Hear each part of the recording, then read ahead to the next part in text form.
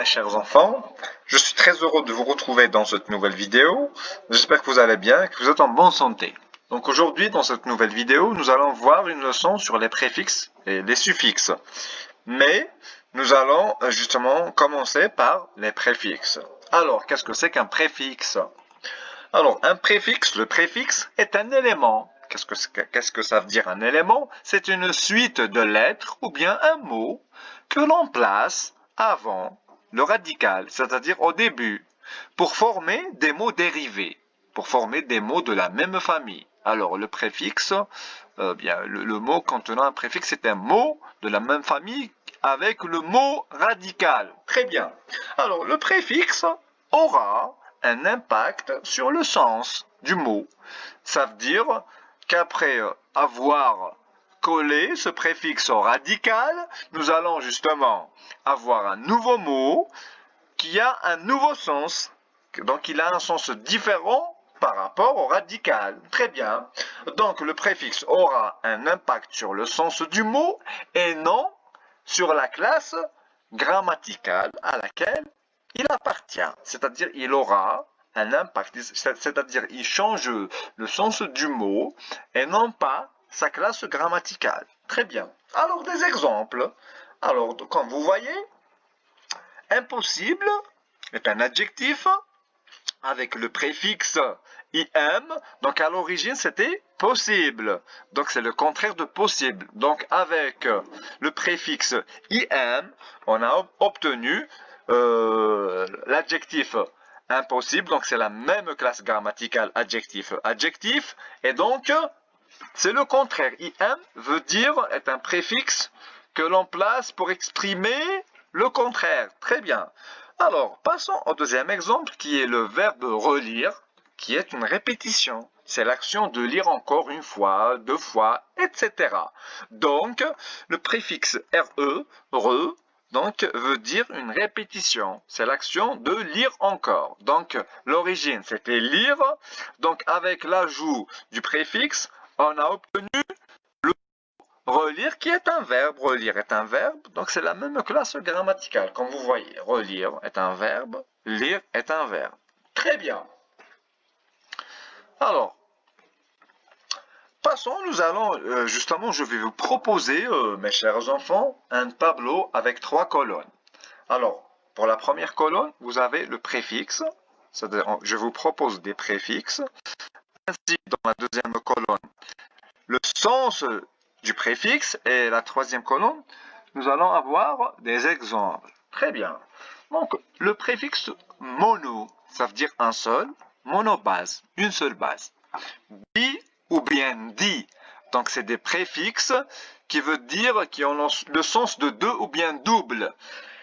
Comme bicyclette, ça veut dire deux roues, un vélo, donc il a deux roues. Très bien, bicyclette, ou bien dialogue. Dialogue, ça veut dire c'est entre deux personnes. Le dialogue, donc on ne peut pas avoir un dialogue pour une seule personne. Donc il faut avoir minimum deux personnes. Donc dialogue, c'est entre deux. Très bien. Tri, qui a le sens de trois, donc qui veut dire, on a un exemple comme triangle, qui veut dire trois angles. Triangle, ça veut dire qu'il a trois angles. Alors, semi, ça veut dire moitié ou bien milieu. Hémisphère, c'est le demi du globe terrestre. Minuit, qui veut dire au milieu de la nuit. Semi-désertique, ça veut dire une région semi-désertique, c'est une région à moitié désert. Donc elle est désertique, à moitié. Très bien. Alors, le préfixe re ou bien ré veut dire justement exprime la répétition, comme refaire, c'est l'action de faire encore, ou bien réaménager à nouveau sa maison. Très bien. Alors le préfixe inter, qui veut dire entre. Interclasse, ça veut dire entre les classes. Un concours interclasse, ça veut dire c'est un concours entre les classes. Très bien. Post, ça veut dire après. Postnatal, ça veut dire après naissance. Des études post-secondaires, ça veut dire c'est des études universitaires. Post-secondaire, après le secondaire. Très bien. Alors, le préfixe pré, qui veut dire avant, comme la préhistoire. Avant l'histoire. Alors, le préfixe mini, ça veut dire petit, comme mini-jupe, ça veut dire une petite jupe. Très bien.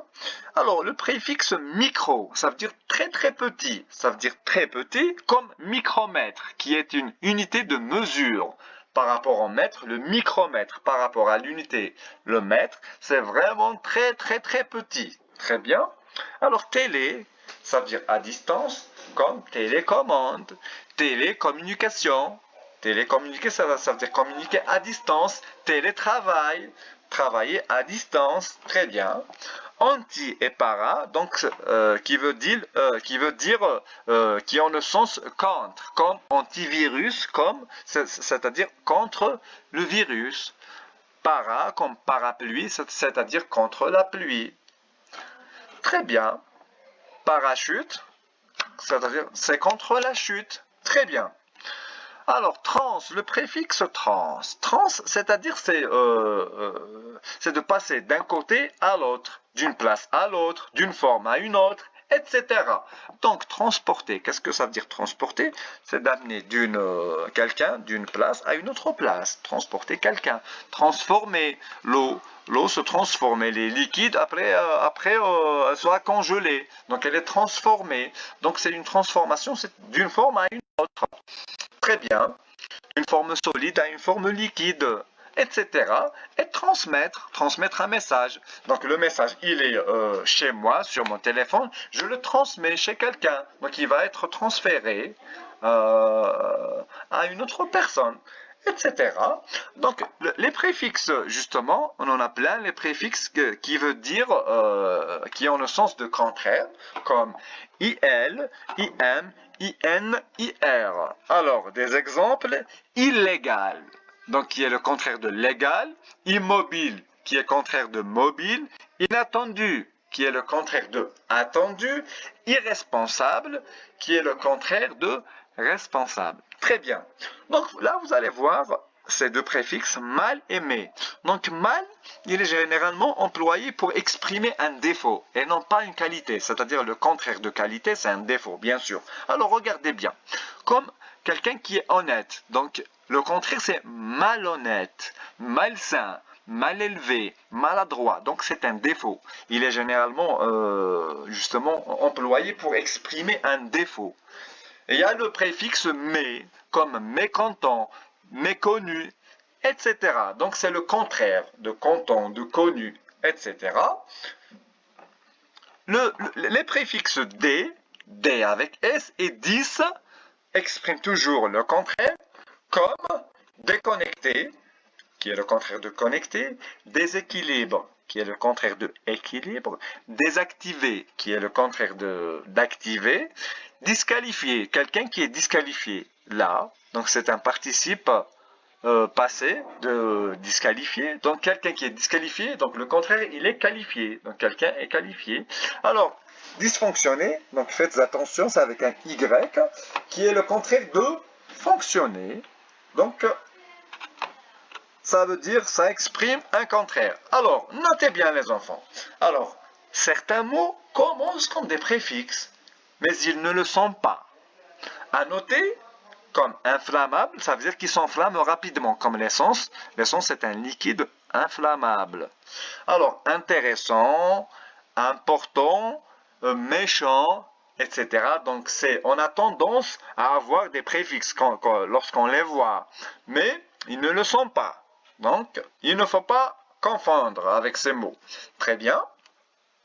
Alors, la règle, que dit la règle? Alors, en général, les préfixes s'intègrent aux mots de base sans trait d'union et sans espace. Ça veut dire on colle directement le préfixe au radical, sans trait d'union, sans espace. Mais dans la vie, il y a toutefois des exceptions. Nous allons voir quelques exceptions. Alors, nous allons donner quelques exemples. Comme le préfixe ex, qui a le sens employé dans le sens d'antérieurement. L'ex-mari, l'ex-joueur de Real Madrid, c'est Cristiano Ronaldo. Très bien. Alors, demi, comme demi-heure, mi, comme mi-temps, semi-automatique, sous, sous-exposé, vice-président. Donc, justement, vous voyez qu'ils sont des préfixes qui s'intègrent avec un trait d'union. Donc, voici quelques exceptions. Etc. Donc, on en a quand même pas mal. Hein. Alors, là, nous allons justement voir le préfixe non. Donc, il faut noter que non est un préfixe. Alors, le préfixe non demande un trait d'union s'il est placé devant un nom. Donc, s'il est placé devant un nom, le préfixe non demande un trait d'union. Alors, et lorsqu'il est placé devant un adjectif ou bien un participe passé, il ne prend pas habituellement de trait d'union. Donc, comme nous allons justement voir, alors, non devant un nom. Très bien. Alors, non-violence. Violence est un nom. Donc, il prend un trait d'union. Non-fumeur. Fumeur est un nom. Donc, il prend un trait d'union. Non-retour. Donc, il prend un trait d'union. Très bien. Alors, le nom devant un adjectif ou bien un participe passé. Alors, non négligeable. Alors, il ne prend pas de trait d'union. Comme vous voyez, non fait, non obligatoire. Donc, comme vous voyez, le non ne prend pas justement habituellement de trait d'union dans ces exemples. Mais, il y a toujours des exceptions. Comme vous voyez, il y a justement aligné qui est un participe passé du verbe aligner. Donc, non aligné prend justement un trait d'union. Non figuratif, qui est justement un adjectif. Et violent qui est un adjectif. Donc, comme vous voyez, ils prennent justement des traits d'union. Je vous remercie pour votre attention, les enfants. Au plaisir de vous retrouver dans d'autres vidéos. Je vous embrasse tous et puis passez une bonne soirée.